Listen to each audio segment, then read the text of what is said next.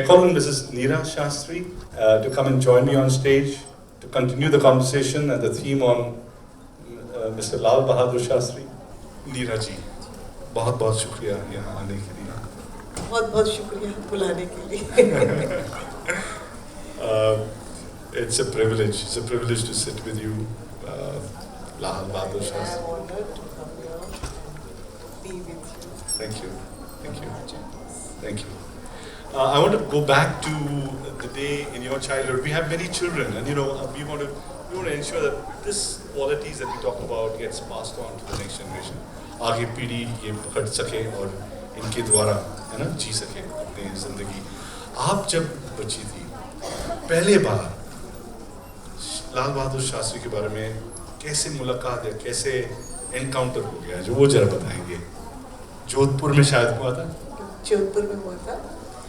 जैसा कि हम सभी जानते हैं कि नेहरू जी के बाद जब शास्त्री जी देश के प्रधानमंत्री बने तो एक तुलना होती थी, कंपैरिजन, कि बहुत पैसे वाले विदेश से पढ़े हुए लंबे चौड़े एक और शास्त्री जी बहुत ही गरीब परिवार से, कहीं विदेश में पढ़े नहीं, इतने बड़े देश की भागदौड़ कैसे संभालेंगे.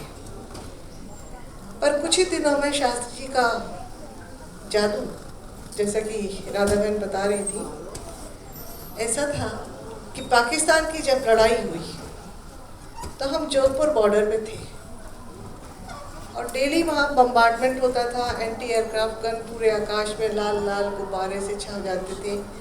तो हम लोगों का काम था कि हम 4 बजे वो ट्रेंचेस को साफ करें, उसमें सारे वो कारपेट्स वगैरह डालें, खाने पीने का सामान सब रखें, दवाइयाँ जो भी चाहिए वो रखें, ताकि सब लोग आकर के उसके बाद उसमें बैठ जाते ट्रांजिस्टर लेकर के.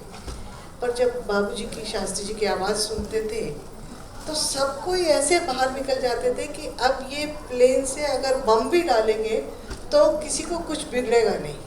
मतलब इतना मॉरल हाई होता था कि हम उसको समझा नहीं सकते शब्दों में. सब लोग बाहर निकल के आ जाते थे और इतने, मतलब किसी को कोई डर नहीं लगता था और ये लगता था कि अब जो है ये, और एक बार बाबूजी की आवाज़ सुनना तो उसके बाद तो बिल्कुल सब चेंज हो जाता था. जो 4 बजे से डर लगता रहता था कि अब शाम हो रही है, फिर आएंगे, फिर बम्बार्डमेंट होगा.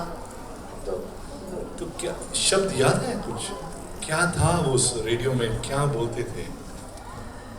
शास्त्री जी का संदेश ही रहता था. जैसे जब उन्होंने ये कहा था कि इस युद्ध में हमें डरना नहीं है, हुआ ये था कि चीन की लड़ाई में हमारी सेनाओं को, कर्नल साहब यहाँ बैठे शायद उनको पता होगा, जैसा हम तो छोटे थे हमें बताया जाता है कि फायरिंग के ऑर्डर नहीं मिले थे. ऊपर से वो लोग ढूंढ रहे थे और नीचे से हमारे सिपाही लोग फायरिंग नहीं कर पा रहे थे. इसके विपरीत शास्त्री जी ने अपने तीनों सेनाओं के चीफ को बुला करके कहा कि फैसले आप लीजिए, जिम्मेदारी मैं लूँगा. और कहा कि ईंट का जवाब हम पत्थर से देंगे, हम लाहौर तक पहुंच जाएंगे. तो इस प्रकार की जब बातें सब बच्चे थे सुनते थे तो सही में हौसला बहुत बुलंद होता था. और उसके बाद तो बाबूजी ने जब जय जवान जय किसान का नारा दिया तो और भी लोगों को काफ़ी ये लगता था कि हाँ, सही में देश की एक आवश्यकता है ये कि किसानों को पूछना चाहिए. और आज जब सेना का हौसला फिर बुलंद हुआ है, उसके बाद में तो पता चला युद्ध के मैदान में जाकर के भी उन्होंने हौसला अफजाई की थी. जी, जय जवान जय किसान, उनका फिक्र जवान का था, उनका फिक्र फार्मर्स के. देखिए, बेसिकली हुआ ये था कि देश में अकाल की स्थिति थी और ये पता चला था कि सैकड़ों लोग, करोड़ों लोग भूखे मर जाएंगे. लिहाजा हम लोगों को अमेरिका से वो सड़ा हुआ गेहूं लेना पड़ेगा जो उनके जानवर भी नहीं खाते. तो शास्त्री जी ने तय ये किया कि हमारे देश के लोग एक समय भूखे रहेंगे और ये अमेरिका के आगे हम घुटने नहीं टेकेंगे, हाथ नहीं पसारेंगे. हम एक समय भूखे रह करके इस समस्या का समाधान, और उनको इस समस्या का समाधान भी मिला. और हमने देखा कि हमारे ही क्षेत्र में चाहे सिख का ढाबा हो, चाहे हिंदू का हो, चाहे मुसलमान का हो, बंद होता था. और इतनी बड़ी समस्या का ऐसा साधारण सा हल हो गया। और उसके बाद उन्होंने अपने एक बहुत ही काबिल इंडस्ट्रीज मिनिस्टर थे शायद, है ना, उनको कहा कि आप आकर के एग्रीकल्चर मिनिस्ट्री देखिए। तो उन्होंने बड़ा ये भी कहा कि सब लोगों का प्रमोशन होता है, शास्त्री जी आप मेरा डिमोशन क्यों कर रहे हैं? तो उन्होंने कहा नहीं, मुझे एक बहुत काबिल इंसान चाहिए, हमारा देश कृषि प्रधान देश है और इसमें हम अगर अच्छी रिसर्च कर सकते हैं और खेती अच्छी कर सकते हैं तो देश का बहुत भला होगा। और मैं समझती हूँ कि यही कारण है कि आज देश में अनाज के भंडार बने हुए हैं। आज शायद नरेंद्र मोदी जी ने भी अपनी स्पीच में ऐसा कुछ कहा है, मैं तो नहीं सुन पाई पर बच्चे बता रहे थे। और उसी के साथ ही साथ उन्होंने श्वेत क्रांति का भी बीज बोया। उन्होंने नेशनल डेयरी बोर्ड की स्थापना की, green revolution and white revolution. White revolution कि आज भी अमूल दूध पीता है इंडिया और अमूल बटर खाता है इंडिया। तो छोटे छोटे काम होते पर they go a long way. Radha Bhatt ji बात कर रहे थे सिंप्लिसिटी का, और मेरा मानना है कि लाल बहादुर शास्त्री गांधी जी का फॉलोअर थे और सिंप्लिसिटी, ह्यूमिलिटी, ये क्वालिटीज़ थे उनके अंदर। बाबूजी का ये था कि बाबूजी जो थे जब प्रधानमंत्री थे तब भी बाहर निकल के पहले उन गरीब और ज़रूरतमंद लोगों को मिलते थे। इनफैक्ट जब वो प्रधानमंत्री बने तो उन्होंने अपने सारे अधिकारियों को बुला करके यही कहा कि आप कुछ ऐसी नीतियाँ बनाइए कि नीचे जो सबसे नीचे का इंसान है, जो सबसे गरीब इंसान है, उसके जीवन में जरा सा भी अगर मैं सुधार कर पाऊँ तो मैं अपना प्रधानमंत्री कार्यकाल सफल पाऊँगा। तो ऐसी नीतियाँ बने। तो यही सोच उनकी थी। संभवतः जब सुनते कि 18 महीने में जो शास्त्री जी ने देश को दिया, कोई प्रधानमंत्री 18 साल में भी नहीं दे सके। तो आज जब लोग चर्चा करते हैं और इस तरीके की बात करते हैं पत्रकार, तो मुझे लगता है कि ये बात सही है। Very good, very good. I also understand there's one more quality. I'm going to ask one last और अब question. सिंप्लिसिटी की बात जो करते हैं तो एक मेरे को संस्मरण याद आ रहा है कि बाबूजी के साथ वेंकट रमन जी थे, उनके पीएस थे। वो ये लोग खा रहा है रात को देर से 11-12 बजे और उन्होंने कहा कि खाना नहीं खाए थे, तो बोले कि जा कर के रसोई से हमारा खाना ले आइए। तो वो गए रसोई में, देखा कि कुछ नहीं है, एक थाली के अंदर 2 रोटी और थोड़ी सी सब्जी रखी हुई है। तो उन्होंने सोचा किसी नौकर चाकर का खाना रखा होगा, तो आकर के कहा कि शास्त्री जी आपके लिए तो कुछ खाना नहीं है। तो बोले नहीं, तुम्हारी अम्मा ने ज़रूर कुछ रखा होगा, ऐसा नहीं है कि मेरा खाना नहीं होगा। तो रसोई में खुद गए, देखा कि उनका खाना रखा था, तो वो भी बहुत शॉक्ड हो गए कि 2 रोटी और इतनी सी सब्जी, एज अ प्राइम मिनिस्टर उनके लिए यही खाना होता था। तो इसको कोई मतलब वो विश्वास नहीं कर पाए कि यार प्रधानमंत्री भी इस तरीके से भोजन करते हैं। A man who did not abuse his authority, but he kept his simple life. Simple. और एक और भी इसका बड़ा अच्छा उदाहरण है कि जब प्रधानमंत्री बन गए तो बच्चे साइकिल पे स्कूल जाते थे, तो सबने चिढ़ाना शुरू कर दिया कि प्रधानमंत्री का बेटा हो गया, अभी भी साइकिल पे स्कूल आता है, क्या बात है। तो बच्चों ने सोचा कि बाबूजी की कार 7 बजे फ्री होती है, ये तो 9 बजे जाते हैं, हमको स्कूल छोड़ के गाड़ी आ जाएगी, फिर बाबूजी चले जाएंगे। बिना बताए गाड़ी लेकर के स्कूल चले गए। स्कूल चले गए तो फिर बाबूजी जब आए, बाबूजी को पता चला तो बहुत नाराज़ हुए। उन्होंने कहा कि नहीं, ये ठीक नहीं है। और फिर कितने माइलेज वो चली थी उतना उसको कैलकुलेट करके अपनी तनख्वाह से उतना पैसा दिया बाबूजी ने। और उसके बाद तो घर में जैसे होता है सबके घर में, कार ले लो, प्रेशर डालना शुरू किया रिश्तेदारों ने, बच्चों ने। तो बाबूजी ने फिर एक लोन लेके कार खरीद ली, पर उनकी डेथ के बाद वो लोन बड़ी मुश्किल से अम्मा ने चुकाया। Amazing, amazing. Dear children, dear young friends, I hope you're learning a lot from these great leaders and their lives and qualities.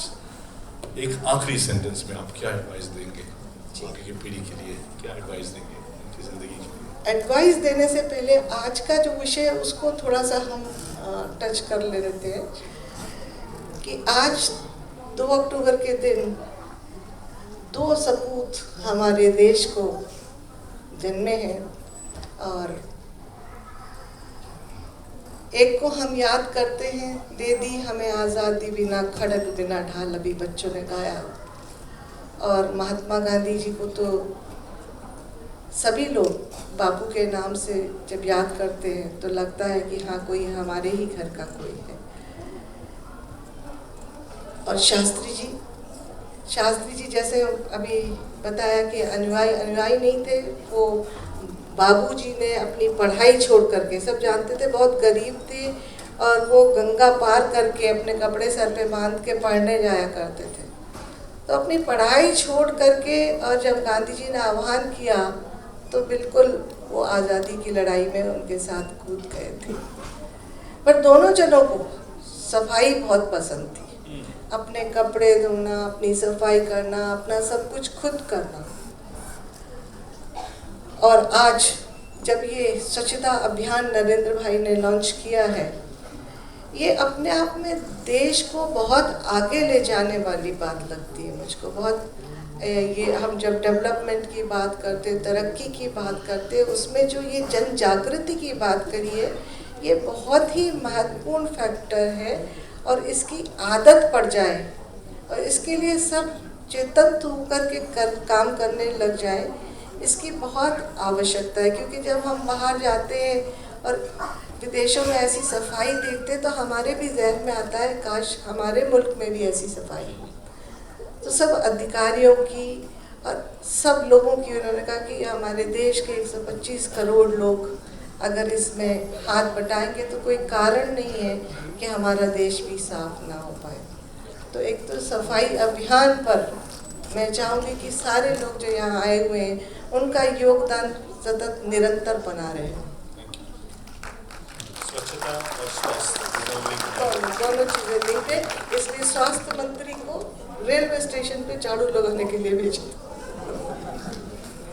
Neeraj ji, thank you very much. और एक मेरी मदर जरूर बोलती थी, एक मैसेज उनका रहता था, जैसे राधा भट्ट जी ने कहा, बहुत अच्छा लगा मुझे। मेरी माँ कहती थी, वेस्ट नॉट वांट नॉट। एक ये भी बात है, और अपने को, और हम लोग इस बात को समझ नहीं पाते हैं। हमें जिस चीज़ के सही में ज़रूरत हो उसको बहुत हम कैलकुलेट करके, एनालाइज करके अगर हम लेते हैं तो वो सही में जीवन में उपयोगी सिद्ध होता है।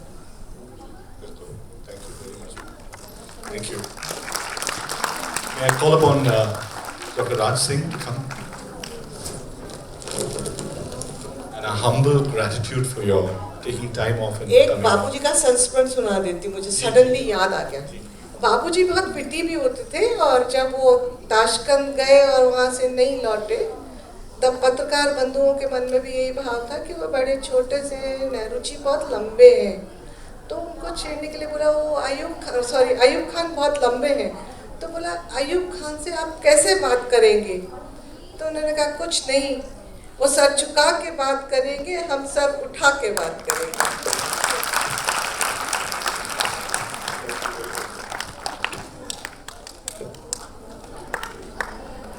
So come, join us in this nation-building project. Together we can contribute to our community and our nation.